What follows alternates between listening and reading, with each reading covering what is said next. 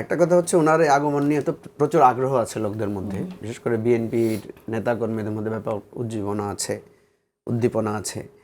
পাশাপাশি জনগণের মধ্যেও কিছুদিন আগে দেখেছেন আপনি প্রচুর সমালোচনা হয়েছে, উনি কেন আসছেন না, ওনার মা অসুস্থ, এটা নিয়ে। তো তখন অনেক কল্প কাহিনী প্রচার করেছে। আমি তখনও বলেছিলাম যে উনি যখন ফিরে আসবেন তখন এই কল্প কাহিনী যারা প্রচার করছেন তাদের এগুলো তো ফিউজ হয়ে যাবে, মানে ফানুসটা ধূলিসাৎ হয়ে যাবে। তো এটা মানে আমার ভালো লাগছে যে উনি আসলে এই যে যারা নানা কল্প কাহিনী প্রচার করে বেড়ায়, আপনার মনে আছে যে বেগম খালেদা জিয়াকে যখন চিকিৎসার জন্য বাইরে গিয়েছিলেন তখন অনেকে বলেছেন যে এটা ওনার শেষ বিদায়, উনি আর আসবেন না, ফিরে আসবেন না, -4, 3 ইত্যাদি ইত্যাদি। তো উনি যখন ফিরে এসেছেন ওই লোকগুলো কিন্তু একবার আর সরি বলে নাই যে আমি যে একটা ফাও গল্প ফেঁদেছিলাম এটা সরি ছিল। তো আমি শুধু ওই জায়গা থেকে আমি এটাকে খুব অ্যাপ্রিসিয়েট করি। দ্বিতীয়ত যে কথাটা আপনারা বারবার বলছেন নেতৃত্বের শূন্যতা, আমি তো তারেক রহমানের নেতৃত্বের শূন্যতা দেখি নাই। বিএনপি তো অলওয়েজ ক্রিটিক্যাল সময় আমি দেখেছি উনি সবসময় অনলাইনে খুবই ভাইব্রেন্ট ছিলেন, সবসময় প্রোগ্রাম করেছেন। এবং আপনার শেখ হাসিনা ওনার বক্তব্য প্রচারে এক ধরনের বাধা সৃষ্টি করেছিল, সব টেলিভিশন পত্রিকায় বন্ধ ছিল ওনার, কিন্তু ওনার কার্যক্রম কখনো বন্ধ ছিল না। এবং পার্মানেন্টলি আমার কাছে মনে হয় তারেক রহমান এখন এতই অভ্যস্ত হয়ে গেছেন যে অনলাইনে বক্তৃতা দিতে গিয়ে উনি পাবলিকলি এসে কিভাবে বক্তব্য দেবেন ওটা আমার দেখার খুব ইচ্ছা, কিন্তু অনলাইনে উনি এত অভ্যস্ত হয়ে গেছেন। আমাদের 300 ফিটে উনি জনগণের উদ্দেশ্যে কিছু বলবেন তখন আপনি দেখতে পাবেন। আমি এটা বলছি,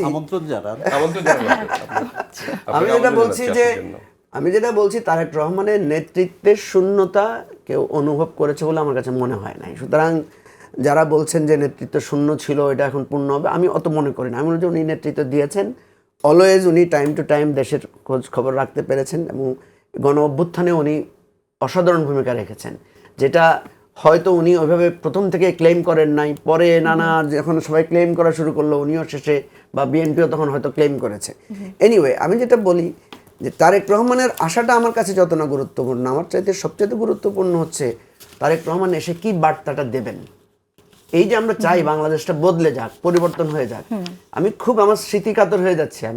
ওনাকে আমি একবার বলেছিলাম যে আচ্ছা আপনাকে তো সবাই পছন্দ করে, কিন্তু আমাদের এই সিভিল সোসাইটির লোকেরা তো আপনাকে একটু কেন যেন অপছন্দ করে বা আপনাকে একটু বিরূপ মনে করে।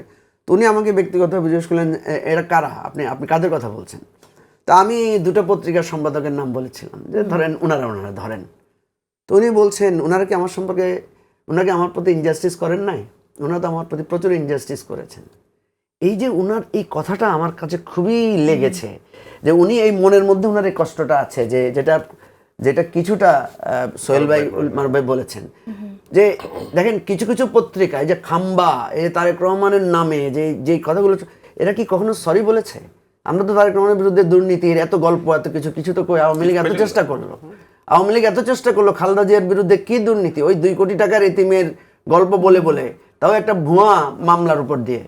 তাহলে এই যে আমাদের এখানে আমি বলছি না স্বাধীনতা আছে, আমাদের গণমাধ্যমের স্বাধীনতা, কোনো অসুবিধা নেই। আমি শুধু বলতে চাই আমরা সবাই ভুল করেছি। প্রথম আলো ভুল করেছে, ডেইলি স্টার ভুল করেছে, আমার দেশ ভুল করেছে, আমরা দিগন্ত টেলিভিশন ভুল করেছি। ভুল কে না করেছি আমরা? কথা হচ্ছে ভুল সংশোধন করে আমাদের একটা লাইনে আসতে হবে। আমরা একবার প্রথম আলো জ্বালাই দিব, একবার আমার দেশ পুড়িয়ে দিব, একবার নয়া দিগন্ত আগুন জ্বালাই দিব, একবার চ্যানেল 1 বন্ধ করে দিব। এটা থামবে না, শেষ করতে হবে। আর বিল্ডিং পড়ে কোনোদিন প্রতিশোধ নেওয়া যায় না। দেখেন যারা এই প্রথম আলো ডেইলি স্টারে আগুন লাগিয়েছে, লাভটা কার হয়েছে বলেন? কিন্তু ক্ষোভের সঞ্চারটা যেভাবে হচ্ছে সেটা থামানোর জন্য তো আপনারা রাজনীতিবিদরা ভূমিকা রাখবেন, আপনারা কথা বলবেন, প্রভাবিত করবেন আপনাদের। আমরা তো আপনি শুনেন, আমি আপনাকে বলি, দুর্ভাগ্যের কথা বলি, এই যে আমরা কেন ভাগ হয়ে যাচ্ছি। ওসমান হাদির মৃত্যুতে কে না বেদনা হয়েছে বলেন? তাহলে এইটার পাশাপাশি আবার প্রথম আলো ডেইলি স্টারকে মুখোমুখি করা হলো কেন? এই ঘটনাটার কারণে তো মুখোমুখি হয়েছে। আদার দিন তো সবাই আমরা ওসমান হাদির মৃত্যুতে সবাই শোকাহত ছিল, ঠিক না? এই যে আমাদের ভুল হোক, ইন্টেনশনালি হোক, পরিকল্পিতভাবে আমাদের ঐক্যের জায়গায় একটা বিভেদ এনে দাঁড় করানো হয়। আমাদের 5ই আগস্টের পরে আমরা সবাই ঐক্যবদ্ধ হয়েছি, কেউ কারো ব্যাপারে ছিলাম না, আবার কেউ না কেউ এসে বিভেদটা তৈরি করেছে। এখন আমি যদি বলি আপনি করেছেন কেন, আমিও করব, তাইলে তো হলো না। আমি যদি বলি যে উনি করেছে ভাই আমি করব না, তাইলে না এটা আমার বিশেষত্ব। সেজন্য আমি আপনাকে বলি রাজনৈতিক দলগুলোকে এই জায়গায় স্পষ্ট থাকতে হবে, এই জায়গায় স্পষ্টবাদী হতে হবে, এবং এটা কোনো সমাধানের পথ না। আমি মারুফ কামাল খানের সাথে একমত যে আপনি আমাকে বিরোধিতা করছেন, আমি ধরিয়ে দিব। আপনি আমার প্রতি ইনজাস্টিস করছেন, আমি ধরিয়ে দিব। তারেক রহমানের এটা বলা জাস্টিফাইড যে এই সম্পাদকেরা আমার প্রতি ইনজাস্টিস করেছেন, কিন্তু আবার এটাও বলতে হবে যে না, ওনাদের কণ্ঠরোধ আমরা করবো না, ওনাদের ভবন জ্বালিয়ে দিব না আমরা। আমাদের কথা স্পষ্ট, কার কি ভূমিকা এগুলো তো সব লেখা আছে, কে কি করেছেন না করেছেন, কে বাংলাদেশকে জঙ্গি রাষ্ট্র বানানোর জন্য চেষ্টা করেছেন, এগুলোও আছে। কিন্তু ভাই আমি দেখেন ডেইলি স্টারের, আমি সেদিন প্রথম গিয়েছি ডেইলি স্টারের সমবেদনা জানানোর জন্য, ঠিক আছে। পরের দিন একজন লিখেছে যে কালকে যারা ডেইলি স্টার লিখেছে দিল্লি স্টারে কালকে যারা গিয়েছিল তারা যারা জানা যায় না যায়।